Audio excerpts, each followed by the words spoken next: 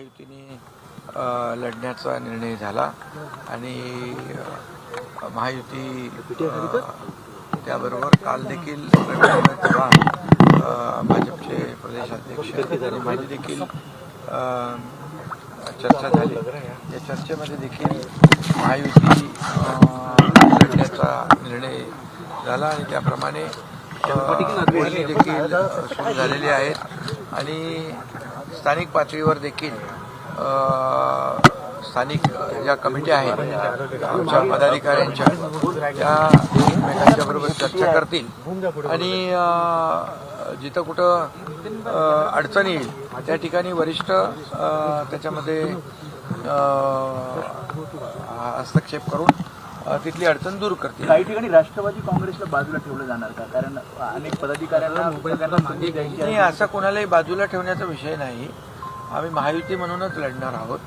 त्यामुळे ही आता चर्चा सुरू झालेली आहे स्थानिक पातळीवर देखील आणि आमच्या वरिष्ठ पातळीवर देखील. त्यामुळे महायुतीच निवडणूक मजबूतीने लढेल आणि आपल्याला माहीत आहे की गेल्या 2.5 वर्षाचा मुख्यमंत्री पदाचा माझा काळ आणि आता आमची सेकंड इनिंग देवेंद्रजींची यामध्ये 3.5 वर्षाच्या कारकिर्दीमध्ये या महाराष्ट्रामध्ये जे विकासाचे प्रकल्प लोकाभिमुख कल्याणकारी योजना हे लोकांच्या समोर आहे, महाराष्ट्राच्या जनतेच्या समोर आहे आणि त्यामुळे आम्ही कामाच्या जोरावर विकासाच्या अजेंड्यावर नाही त्याला जे काही इतर व्यवस्था जी आहे कमिट्या आहे, जिल्हा कमिट्या, तालुका कमिट्या, राज्यस्तरीय कमिट्या, या सगळ्या ज्या कमिट्या आहेत महापालिकाच्या स्थानिक पातळीवरच्या कमिट्या, त्यामुळे ज्याला तिकीट मिळणार नाही त्याला तिथं सामावून घेतलं जातं. ही पद्धतच आहे, प्रक्रिया आहे. त्यामुळे महायुती जिंकेल. काल उद्धव ठाकरे आले होते, यानंतर तुम्ही देखील त्यांना उत्तर दिलं. आदित्य ठाकरे आता म्हणतात की एकनाथ शिंदे यांनी आरशात पाहिला. योजनेचा प्रभाव हा मुस्लिम मतदारसंघांमध्ये आहे. मुस्लिम महिलांची पसंती ही शिवसेना पुण्याला आहे. त्याच अनुषंगाने मुस्लिम मतदारसंघाच्या जास्त जागा त्या तुमच्या शिवसेनेला मिळतील असं जागा त्या शिवसेनेला देण्याचा जो नाही असं काय कुठल्या जागा देण्याचा घेण्याचा असा काही विषय नाही.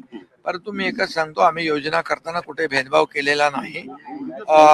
सर्व समावेशक अशा योजना आम्ही केलेल्या आहेत आणि विकास करतानाही काही फरक केला नाही आणि लोकाभिमुख कल्याणकारी योजना लाडकी बहीण योजना करताना देखील आम्ही कुठलाही भेदभाव केलेला नाही. पागळीचा जो निर्णय घेतलाय त्यांनी कुठेतरी विरोधकांच्या जिवारी लागला हा निर्णय असं म्हणा. जिवारी लागण्याचं कारण नाही. खरं म्हणजे सरकारला धन्यवाद दिला पाहिजे, कारण गेल्या अनेक वर्षापासून हे प्रश्न प्रलंबित होते.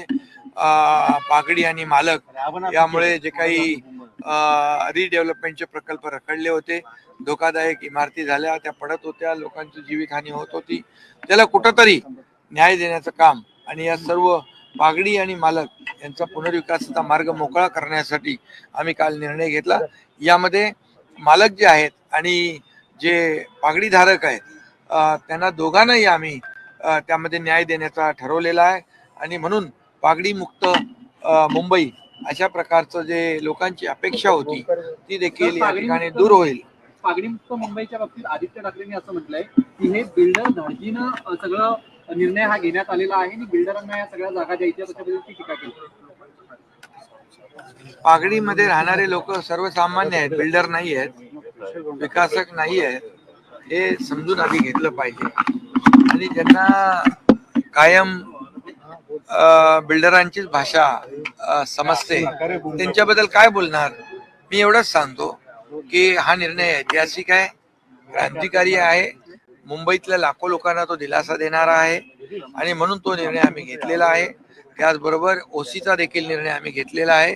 ओसीमुळे पुनर्विकास थांबलेला आहे. त्यामध्ये विजेचं पाण्याचं बिल निवासीला दुप्पट असतं, व्यवसाय कमर्शियलला चौपट असतं.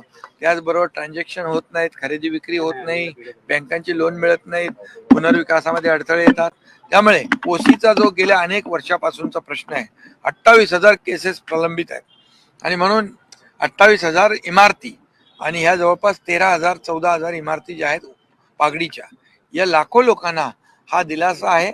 त्यामुळे विरोधकांच्या पायाखालची वाळू सरकली आहे. आता काय होणार?